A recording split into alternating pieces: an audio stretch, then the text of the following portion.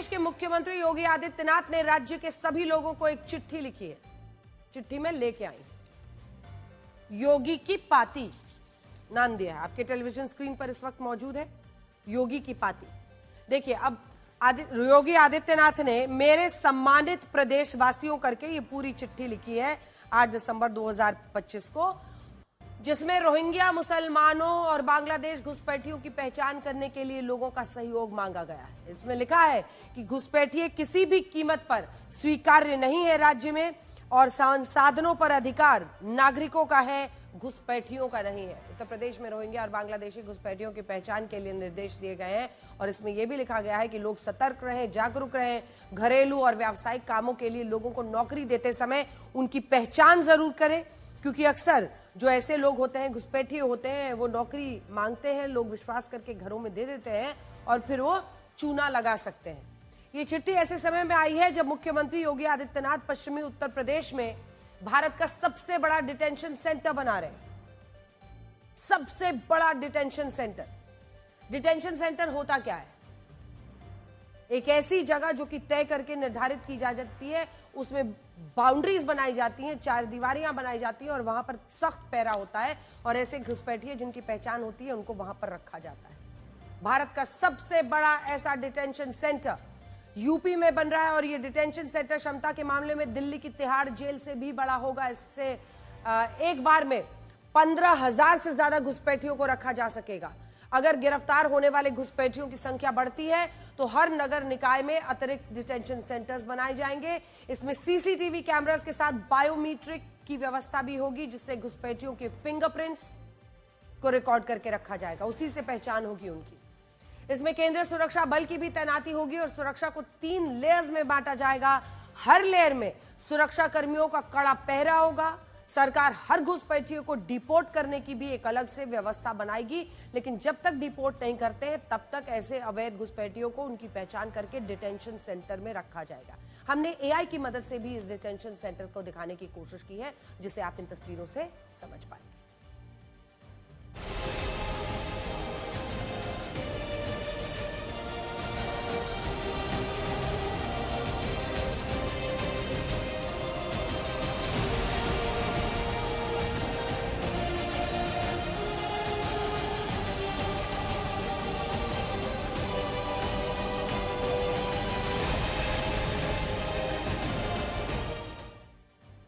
अब तक भारत के सीमावर्ती राज्यों में ही ऐसे डिटेंशन सेंटर्स बनाए जाते थे, लेकिन उत्तर प्रदेश भारत का पहला ऐसा राज्य बन सकता है जहां घुसपैठियों को हिरासत में रखने के लिए देश का सबसे बड़ा डिटेंशन सेंटर बन सकता है।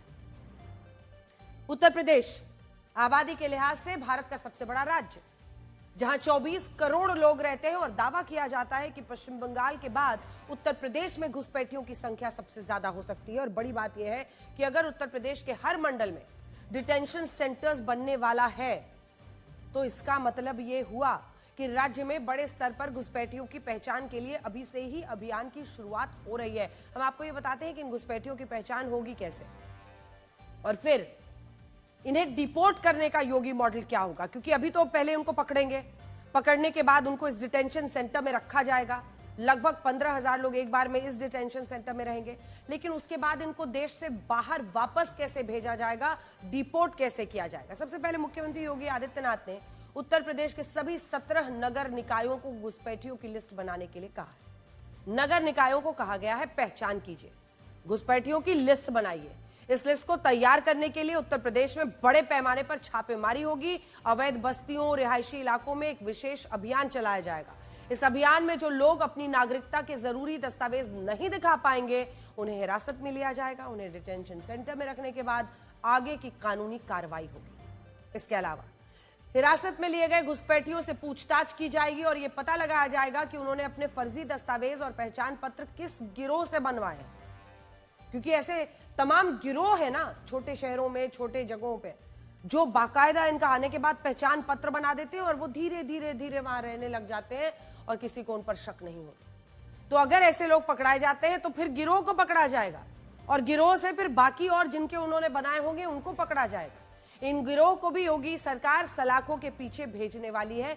मुख्यमंत्री योगी आदित्यनाथ घुसपैठियों के खिलाफ उसी 3D मॉडल को अपना रहे हैं, जिसका मतलब होता है delete, detain, delete and deport. यानी अवैध रूप से रह रहे विदेशी नागरिकों को पहचानना, डिटेक्ट, माफ कीजिएगा, वो डिटेक्ट, डिलीट एंड डिपोर्ट है।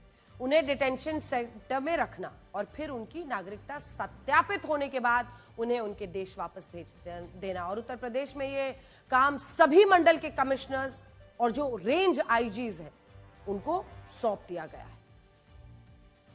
घुसपैठियों के खिलाफ ये योगी मॉडल कैसे काम करेगा, उसकी एक झलक आज राजधानी लखनऊ में दिखाई दी। लखनऊ की एक अवैध झुग्गी देखिए और पुलिस की भारी आप मौजूदगी देखिए। लखनऊ की एक अवैध झुग्गी में आज पुलिस और नगर निगम के अधिकारियों ने छापा मारा और इस दौरान हर व्यक्ति को एक फॉर्म दिया गया जिसे पुलिस सत्यापन पत्र बता रही है। इसमें लोगों को अपना नाम, अपना पता, mobile number, Aadhaar card, PAN card, driving licence, ration card से जुड़ी तमाम जानकारियां देनी होंगी और इस पर अपनी एक फोटो को भी लगाना होगा। बड़ी बात यह है कि जब हमारी टीम ने इस इलाके के लोगों से बात की तो हमें यह पता चला कि बहुत सारे परिवार असम से लखनऊ में आकर रह रहे हैं और उनके पास आधार कार्ड के अलावा कोई दस्तावेज नहीं है और पुलिस को शक है कि ये लोग घुसपैठिए हो सकते हैं। देखिए, पूरी तरीके से यहाँ झुग्गी झोपड़ी वाला इलाका है, हर ओर झुग्गी झोपड़ियां हैं। बात यहाँ पहचान की है। मुख्यमंत्री ने भी कहा है कि अवैध जो बांग्लादेशी यहाँ रह रहे हैं उन्हें यहाँ रहने नहीं दिया जाएगा। तो क्या कहा जा सकता है कि ये रोहिंग्या बांग्लादेशी है? 100% है। इनको यहाँ से जाना है, 15 दिन का समय मैंने दे दिया है। पिछली बार जब आज तक ने आपके साथ रिपोर्ट किया था, जब असम के लोग निकले थे, बताया गया 160 लोग उसमें से नौकरी छोड़ दी। क्या कहानी है उसकी? वो चले गए। अभी हम लोग क्या बताएं, हम लोग गरीब आदमी इधर काम करके खाता है, हम लोग को पता भी नहीं है। अभी हम लोग का ठेले। क्या नाम है आपका? मेरा नाम मीनारा खातून है। खातून, आप कहाँ से आई हैं? हम लखीमपुर से। यहीं की निवासी हैं? हम यहाँ में आके हम 15 साल से रह रहे हैं। कहाँ से आई थी? बांग्लादेश? नहीं सर, वो गुवाहाटी पार होके लखीमपुर है। आपके पेपर्स ठीक है, मतलब आपका कहने का? हाँ। उनका कहना है यहाँ अधिक करा क्या है, आज सुबह उतरे। अभी बांग्लादेशी कोई भी नहीं है, लेकिन सारे जितने आदमी है सारे आसाम की है।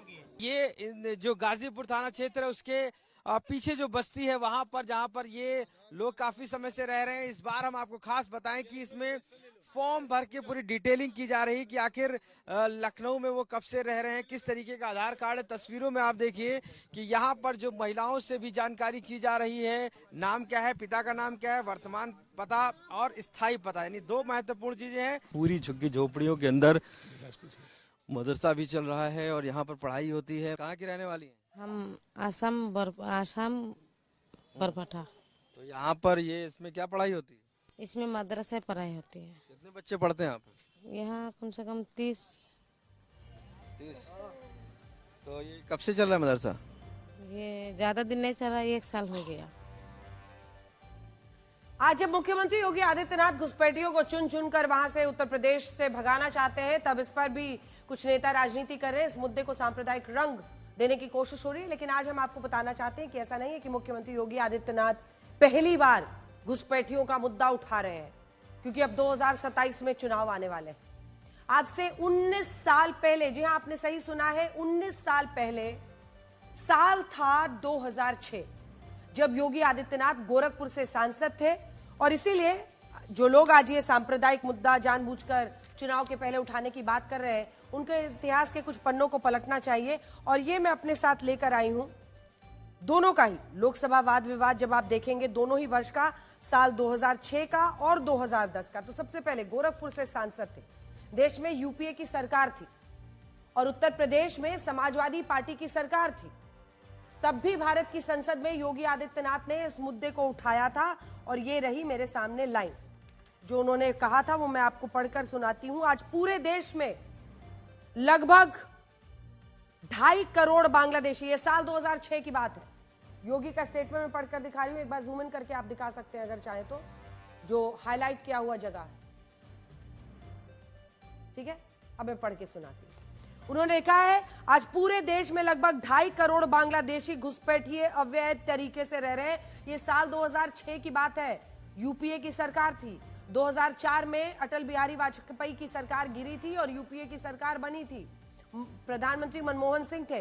तब उन्होंने देश की संसद में यह मुद्दा उठाया था साल 2006 में और कहा था कि 2.5 करोड़ बांग्लादेशी घुसपैठिए अवैध तरीके से रह रहे हैं। असम की स्थिति तो अत्यंत विस्फोटक है। 126 विधानसभा क्षेत्रों में से लगभग 36 विधानसभा क्षेत्रों में ये बांग्लादेशी घुसपैठिए जनप्रतिनिधियों के भाग्य निर्माता बन गए हैं। उन्होंने साफ साफ कहा कि वो भाग्य निर्माता बन गए हैं, यानी वहां पर वो तमाम जो चुनावों के जरिए संवैधानिक पोजीशन है वहां तक पहुंच गया। अब आ जाइए साल 2010 में, ये 2006 की मैंने आपको सुना दी, अब ये साल 2010 का रिकॉर्ड है, यहां साइड में भी लिखा हुआ है साल 2010। और साल 2010 में भी उन्होंने इसी मुद्दे पर सरकार से कार्रवाई करने का अनुरोध किया था और ये दोनों जवाब मैं अपने साथ इसलिए लेकर आई हूं ताकि आप सामने पढ़ पाएं। 19 साल बाद भी देखिए ना, आज ये जो 2010 का लोकसभा डिबेट्स का इंग्लिश वर्जन है उसमें भी उन्होंने यही बात कही है, उसमें उन्होंने तमाम बातें उठाई हैं। हालांकि उसके बाद वो लिखते हैं, कृपया माननीय गृह मंत्री जी से यह मांग है कि राष्ट्र विरोधी गतिविधियों पर अंकुश लगाने तथा बांग्लादेशी घुसपैठियों को वापस भेजने के संबंध में सरकार उचित कदम उठाए। ये वो बार बार लिखते हैं जो हाईलाइटेड वाला हिस्सा है। तो 2 बार, चाहे वो साल 2006 हो, 2010 हो, जब सांसद थे गोरखपुर से योगी आदित्यनाथ, यूपीए की सरकार थी, मनमोहन सिंह प्रधानमंत्री थे, तब भी उन्होंने बांग्लादेशी घुसपैठियों का मुद्दा उठाया था। 19 साल बाद भी मुख्यमंत्री योगी आदित्यनाथ यही कह रहे हैं कि अब तो वो इस समस्या के खिलाफ ऑपरेशन घुसपैठ शुरू कर रहे हैं, जिससे उत्तर प्रदेश में खलबली मची हुई है। जिस प्रकार की घुसपैठ ये लोग करवा रहे हैं बांग्लादेशी घुसपैठियों का, जिस प्रकार की घुसपैठ इन लोगों ने रोहिंग्या का झारखंड के अंदर कराना प्रारंभ किया है, आने वाले समय में घरों के अंदर घंटी और शंख भी नहीं बजाने देंगे। मैं जानता हूं कटिहार और आसपास का क्षेत्र घुसपैठ की समस्या से त्रस्त रहता है। उनकी सहानुभूति उन लोगों के प्रति होती है जो घुसपैठिए के रूप में भारत के नागरिकों के हक पर डकैती डालने का काम कर रहे हैं। इसमें बांग्लादेशी घुसपैठियों को, रोहिंग्या को जरूर बसाने का काम किया है। ये लोग बांग्लादेशी घुसपैठियों और रोहिंग्या के हितैषी हैं। यहाँ की सरकार घुसपैठियों, अवैध घुसपैठियों के साथ में है, उसको यहाँ की जनता के साथ कोई लेना देना नहीं। अगर कोई घुसपैठिया भारत की सुरक्षा पर सेंध लगाने का कुत्सित प्रयास कर रहा है, उसे निकाल बाहर करने का कार्य भी करेंगे। दुनिया के लगभग सभी देशों में घुसपैठियों के खिलाफ कड़े कानून है। यही नहीं, अमेरिका हो, यूरोप हो, ऑस्ट्रेलिया जैसे देशों में उन लोगों की भी कड़ी निगरानी होती है जो काम या पढ़ाई के सिलसिले में वहां आते हैं। और अगर ऐसे लोग ट्रैफिक नियमों का उल्लंघन करें, तेज स्पीड में गाड़ी चलाएं या कोई और नियम तोड़ते हैं, तो ऐसे लोगों को इन देशों की नागरिकता मिलना मुश्किल माना जाता है। कि आप कितने साल भी यहां बिता लीजिए, नागरिकता मिलना मुश्किल है अगर आपने नियम तोड़े। लेकिन एक हमारा देश है जहां घुसपैठ